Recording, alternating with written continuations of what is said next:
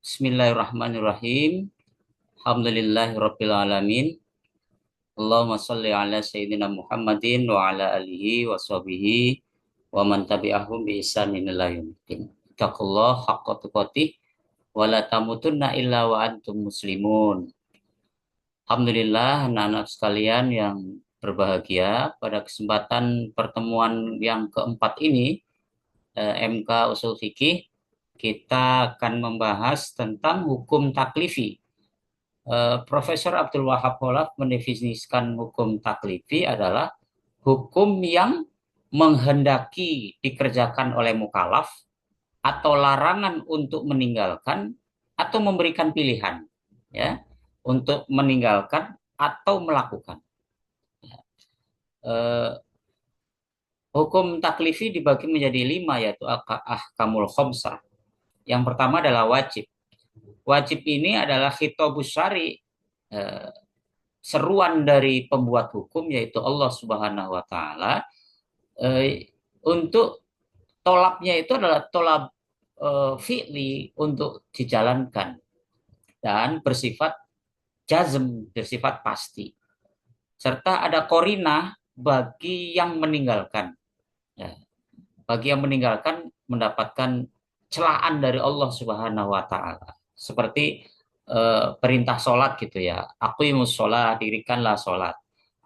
Jadi ada celaan dari Allah bagi yang meninggalkan. Ini menunjukkan perintah ini adalah jazm, pasti gitu untuk dikerjakan.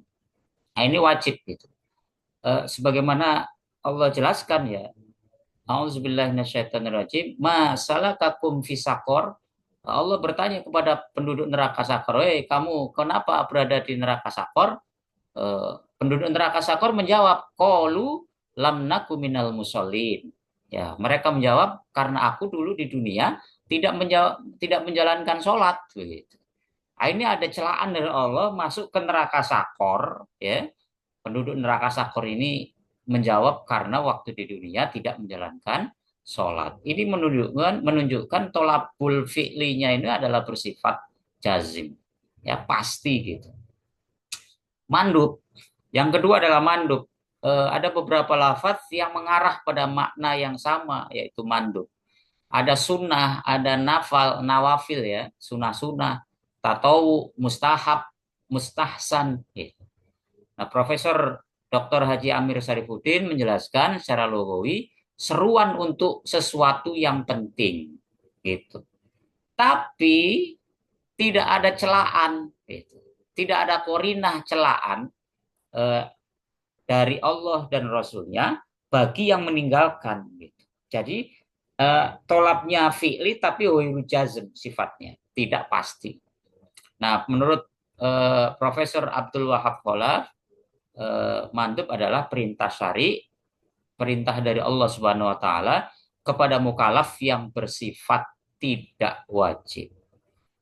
Yang ketiga adalah mubah, ya. Mubah ini menurut Kholaf suatu pilihan yang ditetapkan oleh Allah Subhanahu wa taala kepada mukallaf untuk mengerjakan atau meninggalkan, ya. Seperti minum, makan gitu, ya. Mangga gitu. Mau minum susu atau minum kopi atau di mix, ya, kopi susu gitu boleh gitu, ya.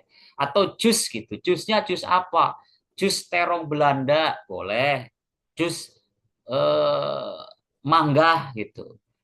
Uh, Jus alpukat atau jus eh, buah naga atau jus melon atau jus apa, mangga silakan. Boleh, karena ini adalah pilihan, tergantung toyib dan nggak toyib buat kita, ya, baik atau enggak buat kita. Makruh selanjutnya, makruh adalah perintah syari, yaitu Allah Subhanahu wa taala terhadap mukallaf supaya meninggalkan perbuatan dengan larangan yang tidak pasti, tidak ada korinah celaan gitu bagi yang menjalankan, gitu. Ya, tidak ada celaan gitu. Jadi eh, tolapnya tarki tapi ghairu jazm, ya, tidak pasti. Nah, sedangkan haram, eh, khitabus syari, ya, seruan dari Allah sang pembuat hukum kepada hamba mukallaf yang tolabnya adalah tolabul tarki jazm gitu. Pasti gitu dan ada celaan di situ. Ikhwanas syayatin innahu lakum aduwwum mubin gitu. Kanat kana fahisata wasa'a sabila gitu. Atau langsung hurimat alaikumul maitatu waddamu. Nah, gitu ya. Nah, ini adalah uh, jazm karena ada celaan dari Allah Subhanahu wa taala kepada orang yang melanggar, yang melakukan perbuatan padahal itu adalah tolapnya adalah tolabul tarki. Ya, bersifat jazim. Wallahu a'lam bishawab. Alhamdulillahirabbil alamin. Semoga Allah Subhanahu wa taala berikan keberkahan pada umur kita, hidup kita, fit dunya wal akhirah, dan semoga Allah jadikan kita hamba-hamba yang bertakwa, solih solihah, berakhlak mulia, di rindu surga. Amin ya robbal alamin. Wassalamualaikum warahmatullahi wabarakatuh.